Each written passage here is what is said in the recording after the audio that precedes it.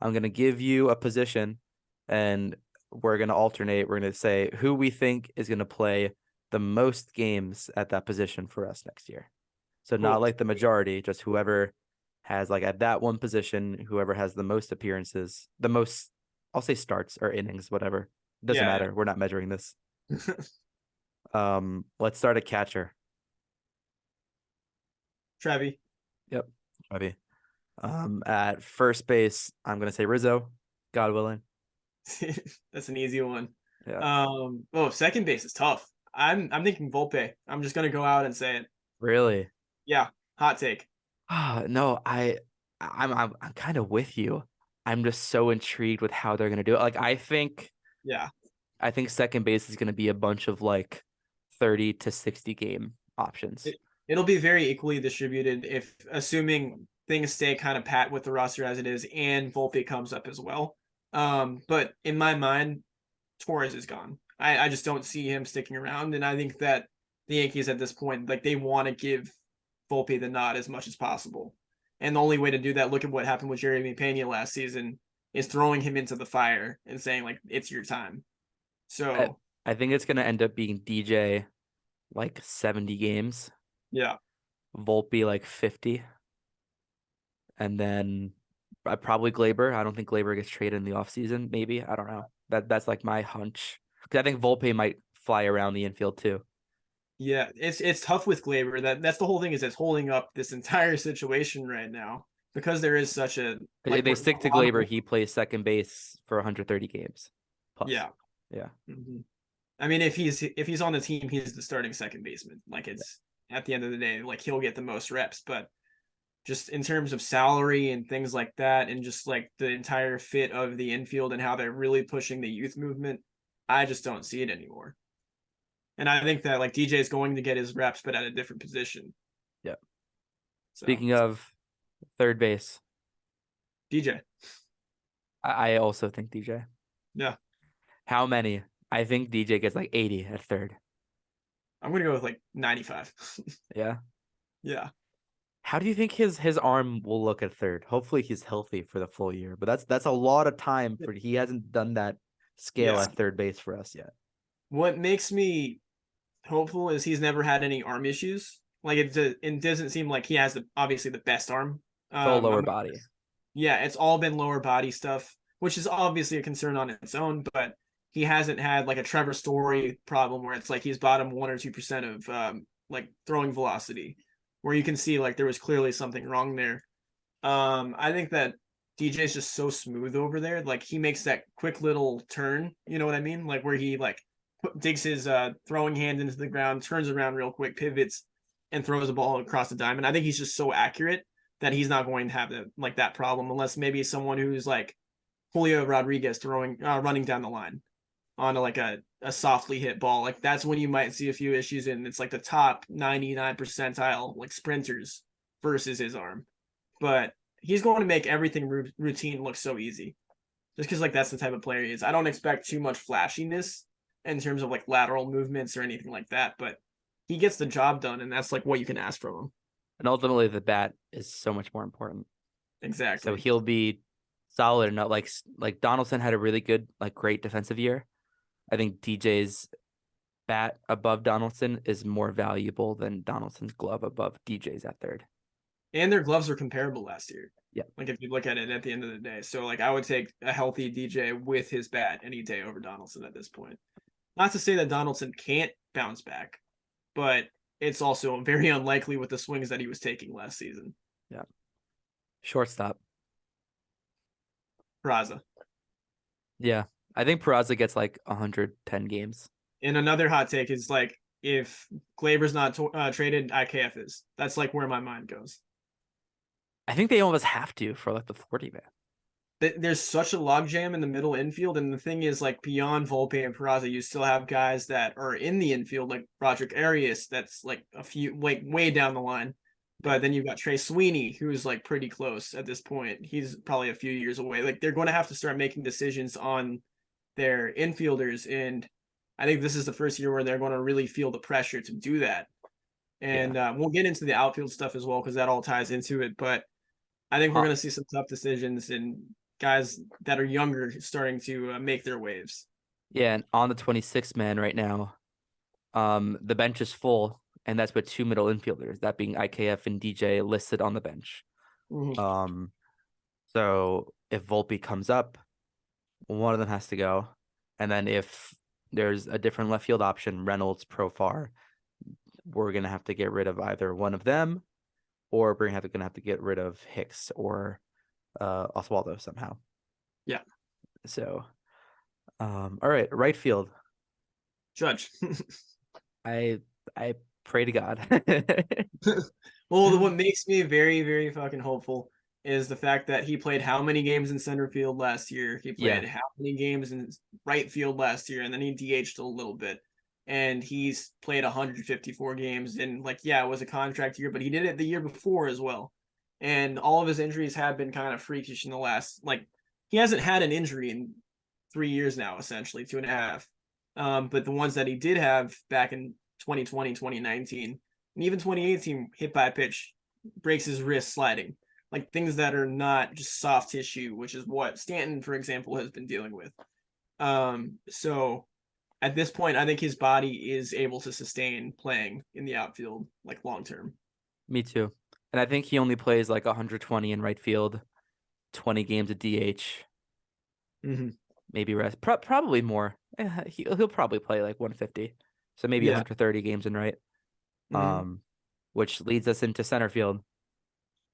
Harrison Bader. Harrison Bader, yeah, probably like And this is 150, honestly, in this is center. God willing. another very like I think that like if he does put up 135 games, we could easily see like a 3 or 4 year extension for him Yep. because like he's a perfect fit organizationally. He's a New York City kid. His personality just fits the entire persona of like being a Yankee. He comes from a winning culture already with St. Louis. Like it just seems like he is the perfect guy to fill in, and like he hasn't actually hit his ceiling yet, which is really exciting because he's never played, I think, 115 plus games Yep. like consistently throughout his career. So if he can just prove that he can stay healthy, the plantar fasciitis isn't an issue, he's going to make the Yankees make a lot of very difficult decisions because I do see him forcing their hand, and that will like play into the whole Dominguez situation and Elijah Dunham, and who is well, Esteban Florial he's out of options, so another guy that's going to have an immediate impact because of that, Yep. or he's going to be impacted immediately at least. Yeah, I think this is the one space where the Yankees can spin themselves into pushing for Reynolds, because you look at the Yankees center field options, Yeah. backup center field options. Florial out of options, proven he can't really hit well at a major league level right now. Not for a win now team. Judge, who you just gave 9-year contract to at 30 years old, Mm-hmm. who can do it. We know he can do it. Do you want to do that to him? No. Hicks or Dominguez, Spencer Jones? I don't think they So project as center fielders. So I think that's where you can go, okay, we get Reynolds. If yeah. Bader doesn't play 162, which he hasn't proven that he can yet, I think he could, that like our backup center fielder is covered by like an MLB center fielder. Yeah. So I think it's like worth extending Bader alone for the sake of having him in the playoffs and having him down Yep. the push, because he's proven already that he's fantastic out there. And that does make left field kind of this space where you can be a little luxurious with the way that you want to go about it. I think that's why Reynolds at this point is viable. And a lot of Yankees fans need to kind of accept the fact that Dominguez might not be the answer there anymore because you have another guy right behind him, Spencer Jones, who is bumping on his door. And he's coming up, I think, quicker than anyone anticipated him to. And He they was would both initially, have to play left field because yeah. they're not going to be center fielders at the MLB level. And Aaron Judge is playing right field for 9 years, and Giancarlo Stanton is our DH for another 7. Mm-hmm. And which one is younger? Which one is more lucrative looking to other teams? That would be Dominguez. Dominguez. And I mean, I showed you this a few days ago, but I mean, granted, the pandemic season and all that in the lockout kind of played an impact. So like you have to take it with like a bit of a grain of salt. But Juan Soto came up about the same age as Dominguez, was drafted at 16 years old, played single A, then double A, and then went straight into the majors. And now you have Dominguez at the same age, 18, 19 years old. That's when Soto got popped up into the majors as at 19. So because of COVID and all that, it complicates things a little bit. But his clock is ticking, like whether we like it or not. And obviously, we hope that he's going to be everything that everyone hoped for. But like, you can't expect him to be the next Mike Trout and all that. That's just not realistic. If he turns into what Reynolds is right now, every Yankees fan will be ecstatic. But if a lot of people, for whatever reason, are upset if like he's even brought up in trade talks for Reynolds, who's a proven MLB not a superstar, but he's an all-star at this point, who I think, in my opinion, has the ceiling to become one, given the right protection in the lineup.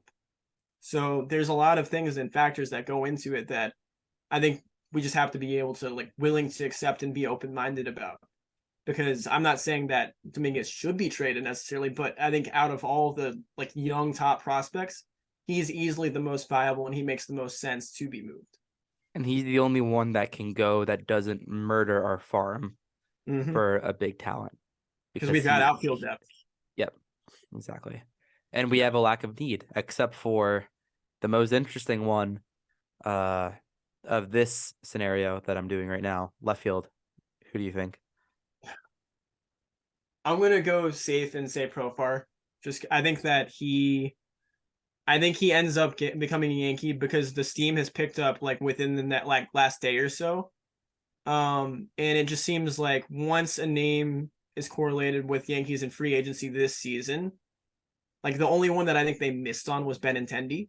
You know what I mean? I think he's the only name that they missed on because his years that he wanted was so high, 5 years, 75 million. I'm not mad They about didn't that. want to go that fifth year, but Yep. they didn't miss on Judge and they didn't miss on Rodon. Those were the two targets they had in free agency that they wanted. I think they do ultimately want Profar just because they've liked him for a long time and they're not necessarily thrilled that he's the guy, but it's a pretty solid consolation because it is a tick up from an Aaron Hicks and they've liked him for a long time.